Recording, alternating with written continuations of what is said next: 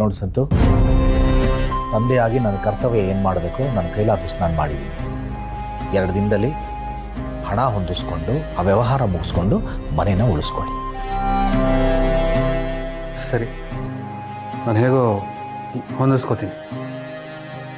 ಇನ್ಮೇಲಾದರೂ ಏನಾದರೂ ವ್ಯವಹಾರ ಮಾಡೋಕ್ಕೆ ಮುಂಚೆ 4 ಜನದ ಹತ್ರ ಸಲಹೆ ಕೇಳು. ಏನೋ ನಿಮ್ಮ ತಂದೆ ಸ್ನೇಹಿತರಾದ್ರಿಂದ ಬೆಟ್ಟದಾಗ ಬಂದ ಸಮಸ್ಯೆ ಮಂಜಿನ ಥರ ಕರ್ಗೋಯ್ತು. ಇನ್ನು ಮುಂದೆ ಯಾವುದಕ್ಕೂ ಎಚ್ಚರಿಕೆಯಿಂದ ಇರು. ಹೀಗೆಲ್ಲ ಆಗುತ್ತೆ ಅಂತ ನನಗೆ ಗೊತ್ತಿರಲಿಲ್ಲ ಅಮ್ಮ. ಹೌದಪ್ಪ, ಜೀವನದಲ್ಲಿ ಯಾರಿಗೆ ಯಾವಾಗ ಏನಾಗುತ್ತೆ ಅಂತ ಯಾರಿಗೂ ಗೊತ್ತಿರಲ್ಲ. ಇಷ್ಟಕ್ಕೂ ನಮ್ಮವರೇ ನಮಗೆ ಮೋಸ ಮಾಡೋದು. ಇನ್ಮೇಲೆ ಹುಷಾರಾಗಿ.